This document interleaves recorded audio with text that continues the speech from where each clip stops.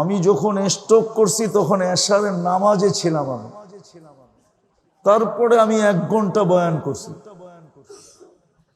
তারপরে ইবনে সিনা আলারা এসে আমাকে নিয়ে গেছে।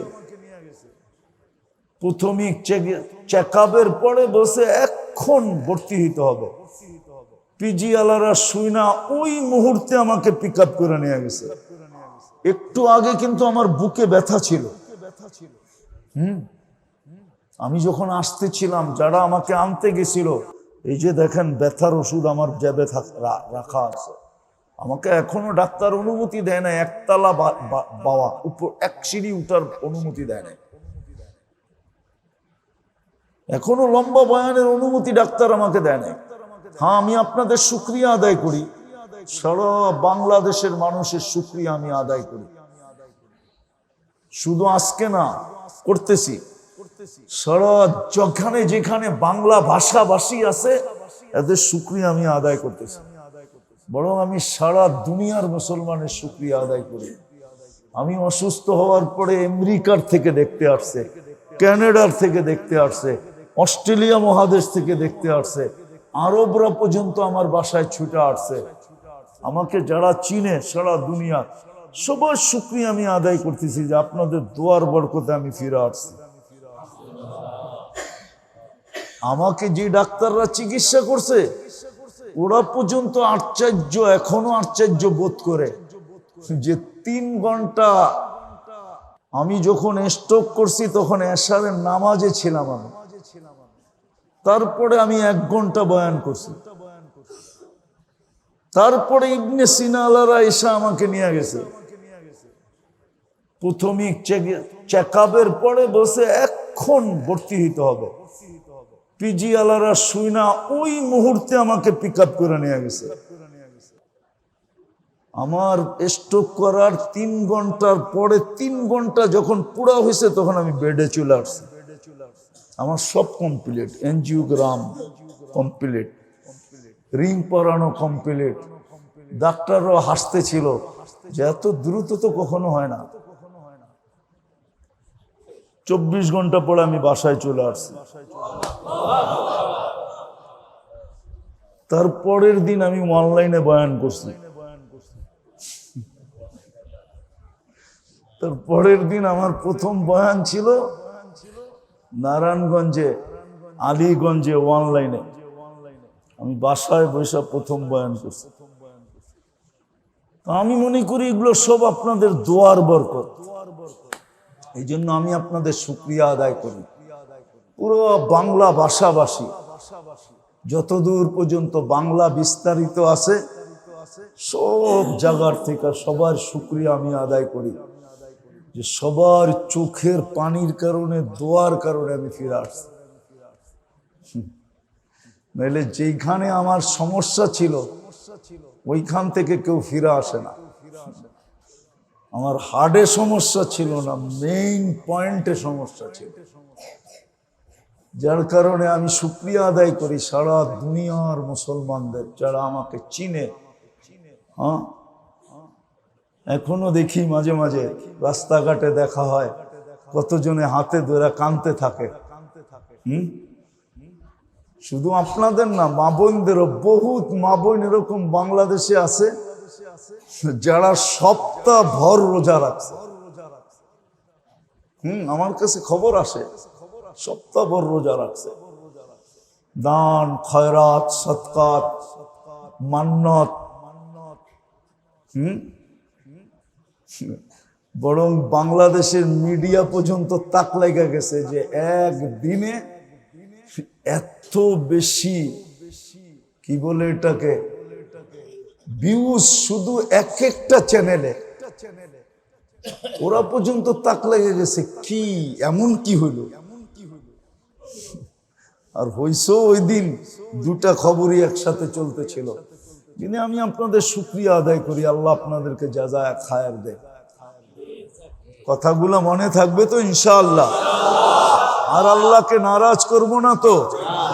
হ্যাঁ, কিচ্ছু না পারেন, শেষ কথা বললাম, কিচ্ছু না পারেন, ঘুমের সময় আল্লাহর কাছে মাপ চায় ঘুমা। আমি যুবকদেরকে বলতেছি, আপনাদেরকেও বলতেছি, আমার আওয়াজ যতটুকু পৌঁছতেছে ভিতরে মা বোনদেরকেও বলতেছি, কিচ্ছু না পারলাম কোনো আপত্তি নাই, কিন্তু যখনই ঘুমাইতে গেলাম আল্লাহর কাছে মাপ চাই। এই উম্মতের মাপ চাওয়া আল্লাহ বড় পছন্দনীয়, বড় অনার করেন আল্লাহ, বড় দাম দেন। কোন উম্মতের দিবসেন কি দিবেন না আমি জানি না, কিন্তু এই উম্মতের মাপ চাওয়া আল্লাহ বড় দাম দেন। নাইলে কোরআনে কেন বলতেন আস্তাগফিরহু ইন্নাহু কানা তাওয়াবা? কেন আল্লাহ এই কথা বলতেন যে দুনিয়াওয়ালারা আসামিকে খুঁজা খুঁজা খুঁজা খুঁজা মাটির নিচে থাকলেও এখান থেকে বাহির করে কাঠগোড়ায় দাঁড় করায়, আর আমি আসামিকে ডাইকা ডাইকা ডাইকা ডাইকা মাফ করি। এটা আমার অভ্যাস। এই ঘোষণা আল্লাহ কোনোদিন দিতেন না। আল্লাহ আমাদেরকে আমল করার তৌফিক দান করেন। ওমা আলাইনা ইল্লাল বালাগ। দোয়া, লাকাল হামদ কামা ইয়ানবাগি লিজালালি ওয়াজহি ওয়া আযীমি সুলতানি। আল্লাহ বলার পর্ব ছিল শেষ, শোনার পর্ব শেষ, ভিক্ষার পর্ব চলতেছে। কোথায় বৈশা হাত উঠাইলাম এটাও জানেন, কেননা ঘরটা আমাদের না, ঘরটা কিন্তু আপনারই, বাড়িটা কিন্তু আপনারই। কোন রাত্রে হাত উঠাইলাম এটাও জানেন, কোন রাত্রে হাত উঠাইলাম এটাও জানেন, যে কোন রাত্রে হাত উঠাইলাম, কাদেরকে নিয়ে উঠাইলাম এটাও জানেন। বেশি কিছু চাবো না মালিক, চাওয়া ছাড়াই তো কত কিছু দিলেন, কত কিছু দিতেছেন। সবচেয়ে বড় পাওনা তো এটাই যে সৃষ্টির সেরা মানুষ মুসলমানের ঘরে জন্ম দিলেন, উম্মতে মুহাম্মদী যে নবীর উম্মত হওয়ার জন্য ঈসা আলাইহিস সালাম রাসূল হওয়া সত্ত্বেও, কিতাবদারি হওয়া সত্ত্বেও, পাঁচজন রাসূলের একজন হওয়া সত্ত্বেও, আপনার কাছে রুহুল্লাহ উপাধি পাওয়া সত্ত্বেও চোখের পানি ছড়ায় উম্মতে মুহাম্মদী হোসেন। আপনি আমাদেরকে সব ইচ্ছায় উম্মতে মুহাম্মদী বানায়।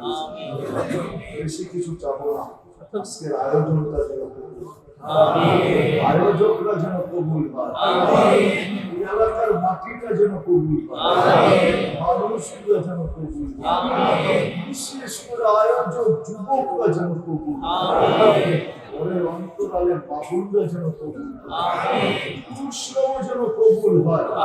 আজকে শুধু কবুলিয়াত চাপ, আজকে রাত্রটাই তো কবুলিয়াতের মালিক।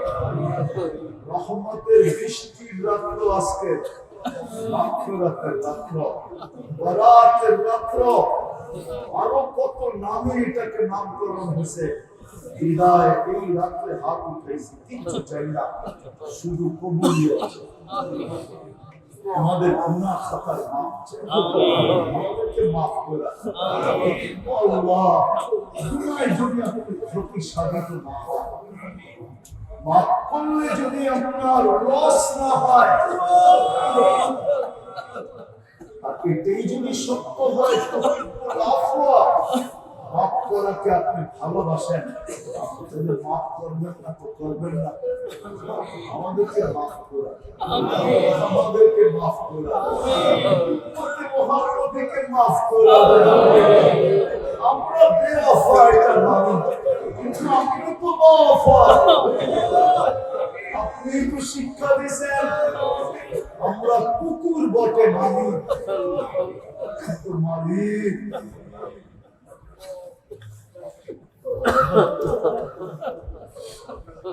তাই বলে তো আমাদের পায়ে কাপড় দেওয়া আপনার জন্য শোভা পাবে না।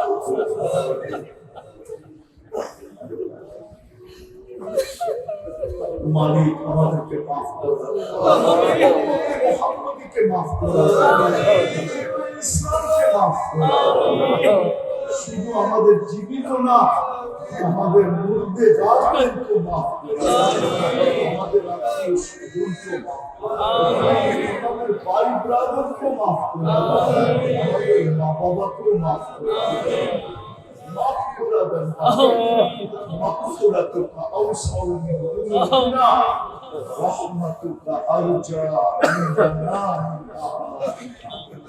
مغفرتك أوسع من ذنوبنا رحمتك أرجى عندنا من أعمالنا مغفرتك أوسع من ذنوبنا رحمتك أرجى عندنا من أعمالنا الله আল্লাহ এই যুবকদেরকে আপনি কবুল করুন ওদের দ্বারা আরো দিনের কাজ আপনি নিয়ে আনেন ওদেরকে দিনের কাজের জন্য আপনি কবুল করুন অসুস্থ যারা তাদেরকে শেফায়ে কামেলা আজেলা দায়েমা মুস্তাকিমা আল্লাহ আমরা যারা অসুস্থ আছি যদি আমাদের হায়াত থেকে থাকে পরিপূর্ণ সুস্থতা দিয়া আপনি দিনের কাজ আমাদের সালাত করায় সুস্থ হায়াত না থাকে আমাদেরকে ঈমানের সাথে দিনের কাজ করা অবস্থা আল্লাহ দুনিয়া